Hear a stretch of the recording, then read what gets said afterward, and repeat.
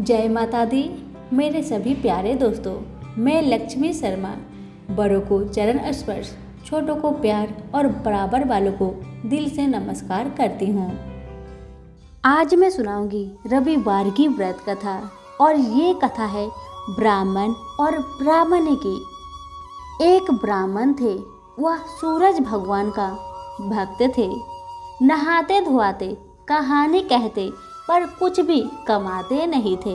ब्राह्मण घर में ही रहते तो ब्राह्मणी बार बार कमाने के लिए परेशान करती और बाहर कहीं जाने पर अड़ोसी पड़ोसी भी उसे निकम्मा कहकर अपमानित करते। अतः एक दिन वो नहा धोआकर अपने पूजन की सामग्री लेकर जंगल में चले गए। वहां एक सूखे पीपल के पेड़ के नीचे बैठकर पूजा पाठ करने लगे और सूरज भगवान की कथा कहने लगे। वहां पीपल के पास एक सूखा सा तालाब भी था। उसमें थोड़ा सा ही पानी था। उसी पानी से लोटा भरकर भगवान को जल चढ़ाया। पूजा का जल बहकर पीपल और सूखे तालाब में गई। जल के जाते ही सूखी पीपल हरा और भरा हो गया तथा सूखे तालाब साफ पानी से भर गया। उस जल में सूर्य भगवान दिखाई देने लगे और कहने लगे, हे ब्राह्मण, मांग तू क्या मांगता है। ब्राह्मण ने सुना तो घबरा गया। सोचने लगा कि इस पीपल के पेड़ में कोई भूत तो नहीं रहता। रोज जब वह पूजा करता तभी आवाज आती। सुन सुनकर वह ब्राह्मण चिंता के कारण दुबला होने लगा।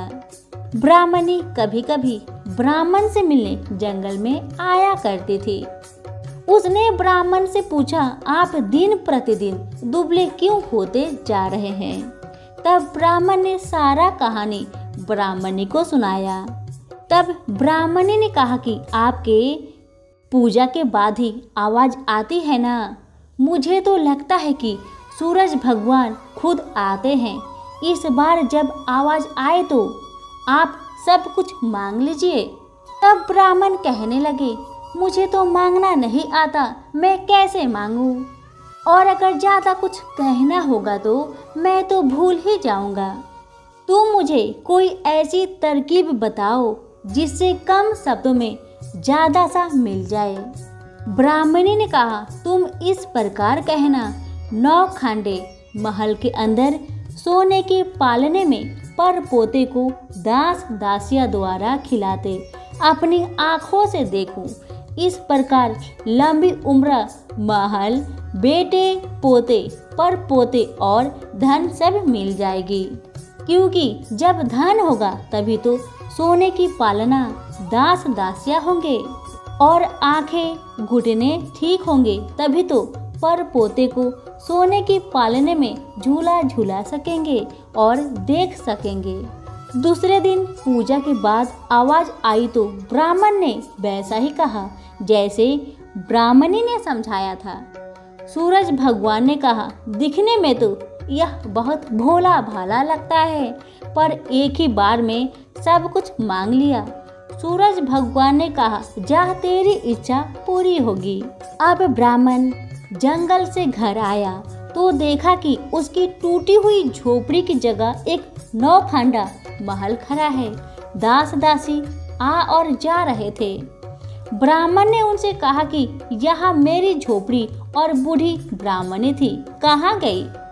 उस समय महल की खिड़की से एक सुंदर औरत गहनों और सुंदर कपड़ों से सजी हुई बाहर आई और ब्राह्मण से बोली, आ जाओ, ये अपना ही घर है।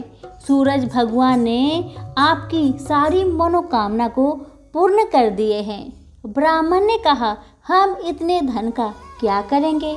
तब ब्राह्मणी कहने लगी, धन से क्या नहीं होता है।